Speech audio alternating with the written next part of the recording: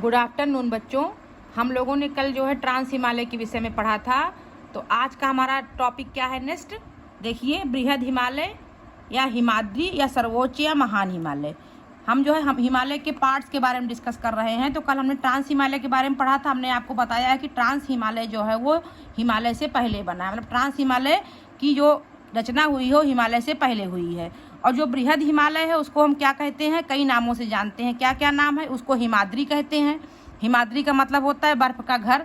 या सर्वोच्च या महान हिमालय, मतलब जो विश्व की सर्वोच्च ऊंची चोटियां यहाँ पर पाए जाने के कारण इसको हम बृहद हिमालय, हिमाद्री या सर्वोच्च या महान हिमालय या ग्रेट हिमालयन कहते हैं।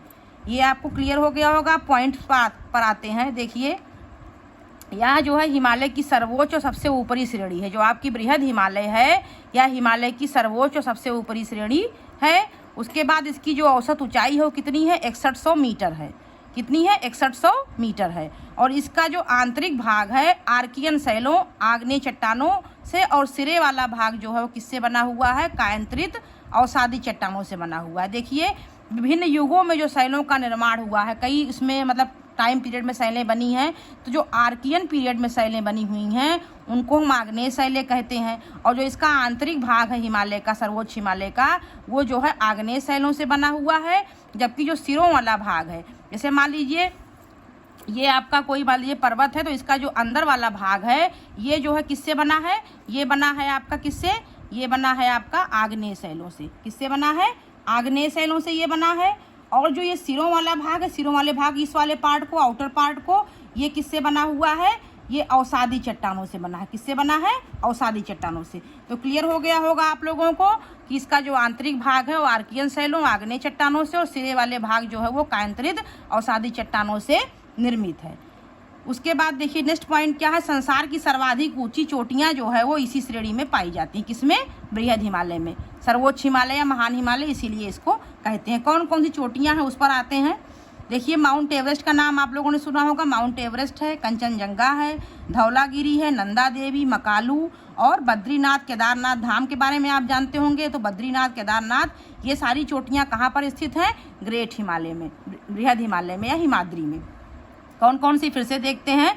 माउंट एवरेस्ट, कंचनजंगा, धौलागिरी, नंदा देवी, मकालू, बद्रीनाथ, केदारनाथ, ये जो है इत्यादि चोटियां यहाँ पर पाई जाती हैं। उसके बाद देखिए, इसी एवरेस्ट को, कौन से एवरेस्ट को? माउंट एवरेस्ट को। माउंट एवरेस्ट को तिब्बती भाषा में हम क्या कहते हैं? चोमलोंगमा। इसको जो है तिब्बती भाषा में चोमलुंगमा कहा जाता है। वहाँ की स्थानीय भाषा में इसका मतलब होता है पर्वतों की रानी। और एक पॉइंट यहाँ पर रह गया है, उसको भी जानिए। नेपाल में इसको हम क्या कहते हैं? नेपाल हिमालय तक, मतलब इसी हिमालय का विस्तार जो है नेपाल तक गया है बच्चों, नेपाल हिमालय तक। तो नेपाल में इसको हम क्या कहते हैं? सागर माथा बोलते हैं। नेपाल में इसको सागर माथा कहा जाता है। इसी एवरेस्ट को नेपाल में सागर माथा बोलते हैं। वैसे तो माउंट एवरेस्ट है ही है, नेपाल में सागर माथा, और तिब्बती भाषा में चोमलुंगमा यानी पर्वतों की रानी। क्लियर? उसके बाद देखिए, जो हमारा ये बृहद हिमालय है इसी से जो है गंगा, यमुना आदि नदियों का जन्म हुआ है। अर्थात ये नदियाँ जो है बृहद हिमालय की पूर्वानुवर्ती नदियाँ हैं। हमने आपको कल बताया था कि ट्रांस हिमालय से जो है सतलज, सिंध और ब्रह्मपुत्र नदियों का जन्म हुआ है। तो ये जो बृहद हिमालय है, गंगा और यमुना नदियाँ कहाँ से आई हैं? बृहद हिमालय से निकली हैं। गंगा का जो है कहाँ से उद्गम होता है? आप सभी जानते होंगे, गंगोत्री ग्लेशियर के गोमुख से निकलती है गंगा, और वहीं बंदरपूंछ से, हिमानी से आपकी यमुना निकलती है। तो ये जो है ये नदियाँ किसकी हैं? पूर्वानुवर्ती बृहद हिमालय की। क्योंकि जो है ये बृहद हिमालय से जन्म लेती हैं, इसीलिए ये वहाँ की पूर्वानुवर्ती हैं। पूर्वानुवर्ती के विषय में हमने कल आपको बताया था कि पूर्वानुवर्ती का मतलब ये होता है कि जो नदियाँ पहले से वहाँ पर उपस्थित हों, वहाँ से निकलती हों। क्लियर? उसके बाद देखिए, सतलज नदी जो है हमारी, जो कल जो हमने डिस्कस किया था, सतलज नदी जो है भारत में इसका प्रवेश कैसे होता है? हिमाचल प्रदेश में ये सिपकीला दर्रे से होकर के भारत में प्रवेश करती है। एचपी का मतलब हुआ हिमाचल प्रदेश। सतलज नदी जो है वो हिमाचल प्रदेश में सिपकीला दर्रे से होकर के भारत में प्रवेश करती है। इसके अलावा जो है जो हमारी ये महान हिमालय श्रेणी है, इस श्रेणी में अनेक दर्रे भी पाए जाते हैं। देखिए कौन कौन से दर्रे हैं। कश्मीर में कौन से दर्रे हैं? आपका बुर्जिल और जोजिला दर्रा कश्मीर में पाया जाता है। हिमाचल में कौन सा दर्रा है? बड़ा लापचाला और सिपकीला दर्रा है। उत्तराखंड में थांगला, और सिक्किम में जो है नाथुला व जेलेपला दर्रा जो है वो पाया जाता है। कौन कौन से दर्रे हैं फिर से देखेंगे। जो है कश्मीर में बुर्जिलो जोजिला, हिमाचल में बारालापलाचा, सिपकीला, उत्तराखंड में थांगला और सिक्किम में जो है नाथुला व जेलेपला दर्रा स्थित है। ये उत्तराखंड में थांगला दर्रा है। उसके बाद जो है ये फिगर के माध्यम से भी हम थोड़ा सा देखेंगे। देखिए कल ये फिगर हमने आपको दिखाया था, तो इस फिगर में हमने आपको कल क्या क्या बताया था। ये ट्रांस हिमालय में कौन कौन श्रेणियाँ थी, कराकोरम श्रेणी थी, लद्दाख श्रेणी थी, जास्कर श्रेणी थी।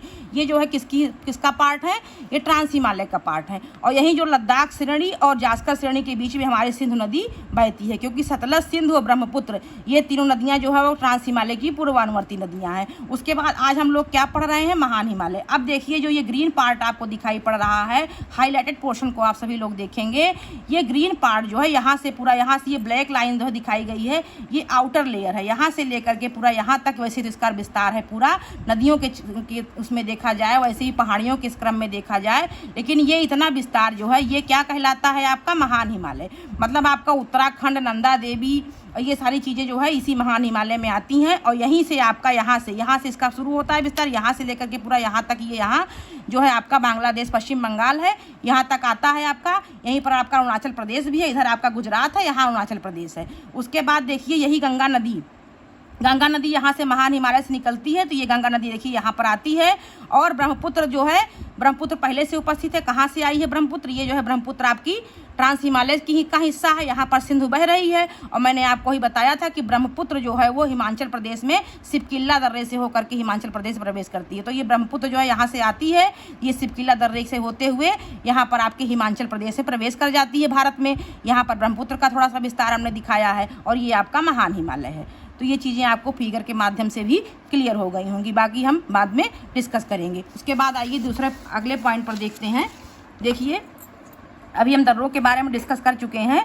सिक्किम की जो चुम्बी घाटी है, ये सर्वोच्च ऊंची घाटी है, सिक्किम में स्थित है चुम्बी घाटी। इसको चुम्बी घाटी के नाम से जानते हैं। तो ये महत्वपूर्ण पॉइंट है बच्चों कि जो ये सिक्किम की चुम्बी घाटी है, इसी में जेलेपला दर्रे से होकर के पश्चिम बंगाल में जेलेपला दर्रा, जो भी मैंने आपको बताया सिक्किम में नाथुला जेलेपला दर्रा है, तो जेलेपला दर्रे से होकर के पश्चिम बंगाल में कालिम्पोंग से तिब्बत की राजधानी लासा, कालिम्पोंग एक स्थान है और तिब्बत की राजधानी क्या है, लासा तक सड़क मार्ग जाता है। मतलब कहने का ये हुआ कि जो सिक्किम की चुम्बी घाटी है, वहाँ पर जो जेलेपला दर्रा है, वहाँ से होकर के पश्चिम बंगाल में कालिम्पोंग से तिब्बत की राजधानी लासा तक सड़क मार्ग जाता है। तो इतना हम लोगों ने आज पढ़ा। आज हम लोगों ने हिमालय के सेकंड पार्ट मतलब बृहद हिमालय के बारे में पढ़ा। तो आप जो है, हम आशा करते हैं कि आप लोगों को आज का ये टॉपिक समझ में आ गया होगा। आप लोग वीडियो को ध्यान से देखेंगे और किसी को कोई प्रॉब्लम होगी तो उसको हमसे वो पूछेगा। आज के लिए इतना ही बच्चों, धन्यवाद।